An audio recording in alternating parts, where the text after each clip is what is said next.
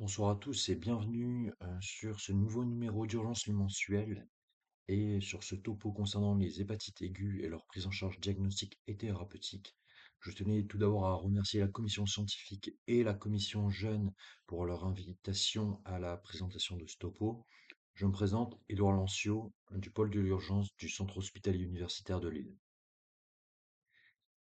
Tout d'abord, en guise de sommaire, en premier lieu, nous nous intéresserons à des notions de rappel, puis à l'orientation et au tri de ces hépatites aiguës, ensuite à leur prise en charge diagnostique et enfin à leur prise en charge thérapeutique.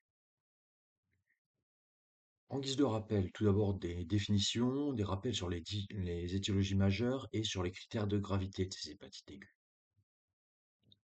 Comment définit-on une hépatite aiguë? Alors, il y a 4 catégories, d'hépatites aiguës, qui sont usitées, dans le vocabulaire médical. L'hépatite aiguë sévère, qui se définit d'un point de vue biologique à la fois par une cytolyse et un abaissement du TP en dessous de 50 et j'insiste bien là-dessus, sur l'absence de troubles de conscience.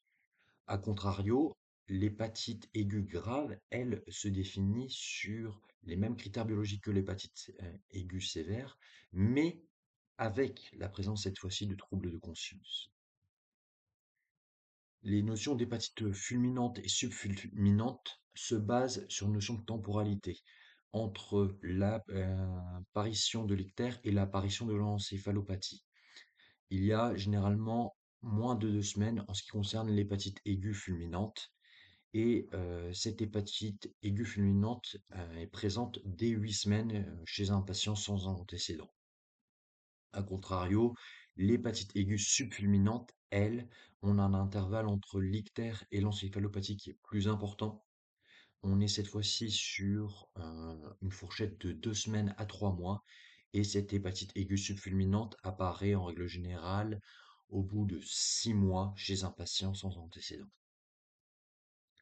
Les étiologies majoritaires. Dans un premier lieu, on a des étiologies virales, avec l'infographie que vous retrouvez ci-contre pour associer à la fois le moyen de contamination et le virus pathogène intéressé.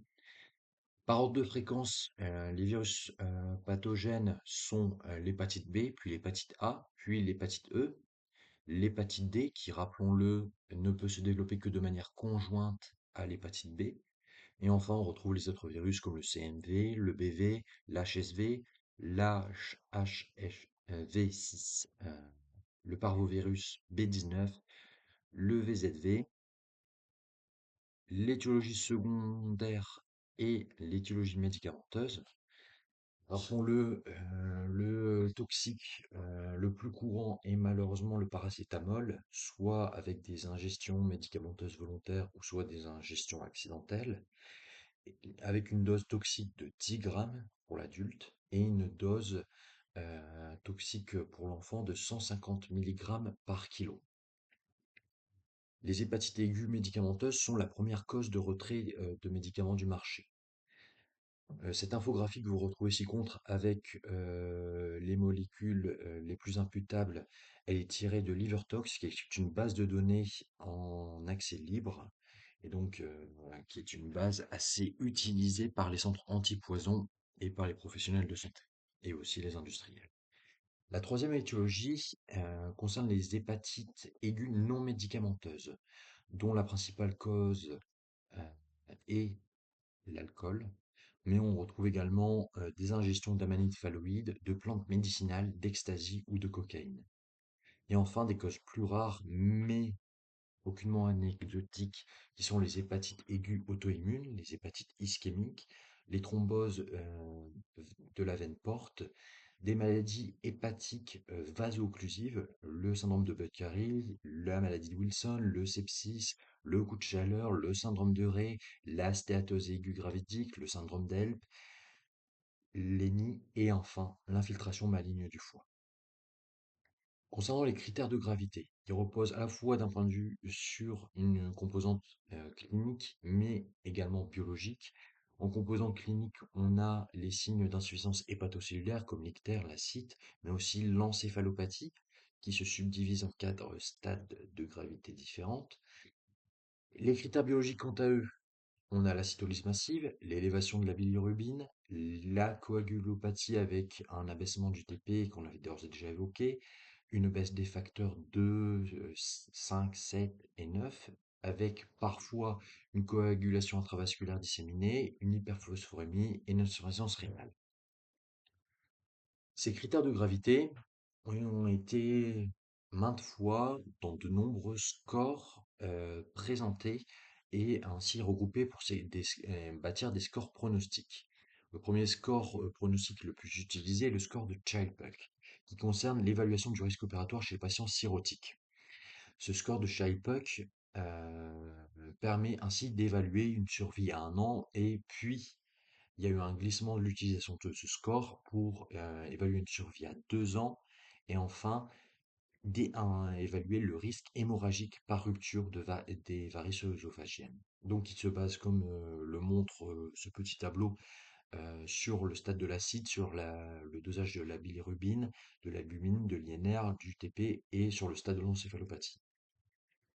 Il y a aussi le score de MELD, qui lui va se baser sur la bilirubinémie et la créatinine et l'INR, et qui va permettre d'évaluer la survie des patients après la pose d'un TIPS. Et ainsi, on va évaluer la survie à 3 mois des hépatopathes chroniques et donc indirectement leur éligibilité à la transplantation.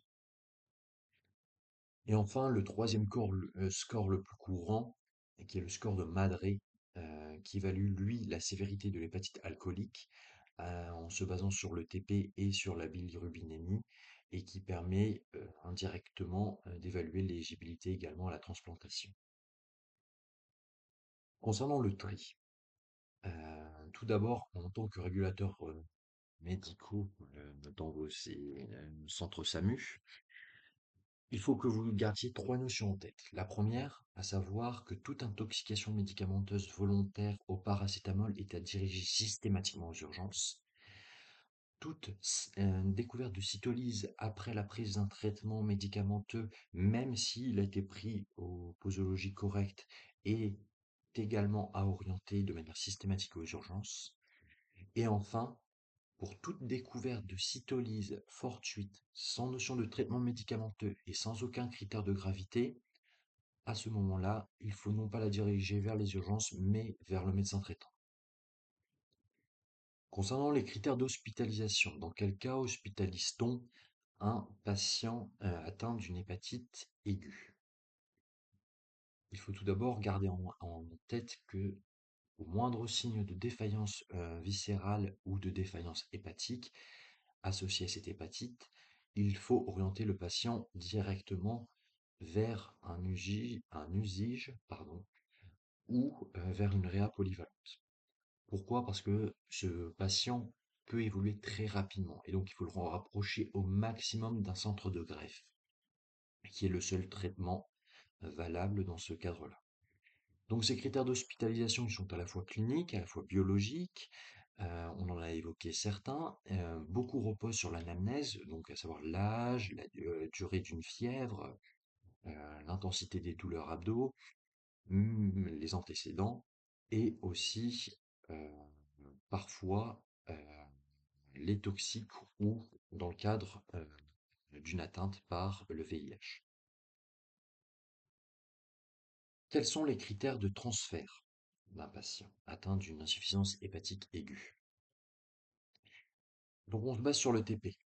Dans le cadre d'un TP qui est abaissé à 50, on transfère immédiatement un patient qui sera atteint d'une encéphalopathie. Par contre, les patients étant intoxiqués au paracétamol ou ayant une hépatite A peuvent attendre.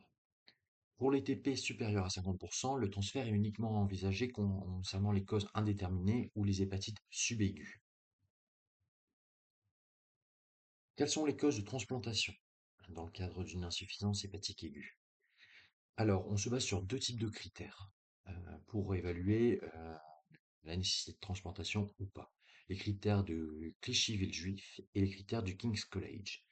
Les critères de Clichy-Villejuif, ils ne sont pas du tout adaptés pour les hépatites subaiguës et ce qui fait que 10 à 20% des patients transplantés le sont à tort avec ces critères. Par contre, les critères du King's College Hospital sont beaucoup plus intéressants parce que ils sont pondérés selon la cause, par exemple, ils sont pondérés selon l'ingestion ou non de paracétamol, de manière associée à cette hépatite. Et ils prennent en compte d'autres défaillances. D'un point de vue diagnostique à présent, quels sont les examens à mettre en route en première intention et ceux à mettre en route en seconde intention? En première intention, il faut avant toute chose se baser sur son anamnèse et son examen clinique. Puis, dans un second temps, viennent les examens, à savoir le bilan de base. Le bilan de base, il repose sur une NUM plaquettaire et sanguine, sur une créatinine, une urée, le dosage des transaminases, la bilirubinémie à la fois libre et conjuguée, le TP, le facteur 5, l'ammoniémie, le ionogramme et la CRP. S'ajoute à cela, si on impute déjà certains virus pathogènes, le dosage des anticorps et antigènes respectifs, et le dosage des toxiques dans le cadre d'une ingestion suspectée. Concernant les hépatites aiguës virales, on peut d'ores et déjà, en attendant le résultat des dosages des anticorps et antigènes, suspecter certains profils au vu de la cinétique de la cytolyse et des autres paramètres biologiques. Donc voici une petite infographie récapitulant la chose, histoire de suspecter le virus pathogène correspondant selon la biologie. En seconde intention, une fois que tous les examens de première intention ont été réalisés, on peut affiner le bilan avec des dosages un peu plus poussés, notamment concernant le cuivre dans la maladie de Wilson, des dosages et de bilan auto-immun dans le cadre d'une hépatite auto-immune, des autres dosages virologiques, des examens d'imagerie médicale comme l'échographie dans le cadre du Budd-Chiari, voire à défaut le scanner, et des examens histologiques nécessaires dans le cadre du syndrome de Rey ou de l'infiltration néoplasique. Concernant la prise en charge thérapeutique, à présent. Concernant l'urgentiste à proprement parler, cette prise en charge thérapeutique repose dans un premier cas sur une éviction totale de la molécule imputée dans le cadre des hépatites médicamenteuses prouvées ou non. Il y a également des soins de support qui sont à envisager, notamment la correction de l'hyponatrémie, de la coagulopathie et également de l'hémodynamique. Et pour ce faire, on va utiliser l'albumine avec une dose de 20 ml par kilo et également, bien entendu, une antibiothérapie s'il y a un sepsis associé. N'oublions pas qu'il est important de démêler le faux du vrai, c'est-à-dire qu'il y a différentes choses qu'il faut mettre au point concernant la littérature scientifique, à savoir que le lactulose dans l'encéphalopathie n'a qu'un effet placebo, et il y a une efficacité incertaine concernant certains médicaments que sont la pénicilline G et le légalon dans la phase gastro-entéritique de l'hépatite aiguë, et il en est de même pour le charbon dans l'ingestion de l'amanite phalloïde dans sa phase gastro-entéritique, où la preuve est très faible sur son efficacité. La N-acétylcystéine, ou le meilleur ami de l'urgentiste. Donc elle est utilisée de manière systématique dans les intox au paracétamol, dans certains cadres où on peut même s'affranchir du normogramme de Prescott, à savoir si l'on a des signes d'hépatite grave ou bien s'il y a un œdème cérébral. Voici des rappels concernant la posologie. On peut administrer cet antidote à la fois de manière péros mais également de manière IV, avec une dose de charge, puis un dosage de paracétamol et demi, puis si ce dosage est toujours positif, à ce moment-là, un entretien sur 4 heures, puis de nouveau un nouveau dosage, puis si toujours positif, à ce moment-là, un entretien sur 16 heures. La prise en charge spécialisée donc se fait uniquement en usige ou en réa polyvalente, comme je vous les ai d'ores et déjà expliqué. avec un système qu'on appelle le MARS, qui est le Molecular Absorbent Recirculating System, qui va permettre en fait une suppléance hépatique dans l'attente d'une transplantation hépatique. Et donc ce système n'est efficace qu'à la phase précoce gastro-entéritique, d'ores et déjà évoquée. Ainsi ce topo se termine. Je vous remercie de votre attention et je reste à disposition pour vos questions à la fin de ce webinaire.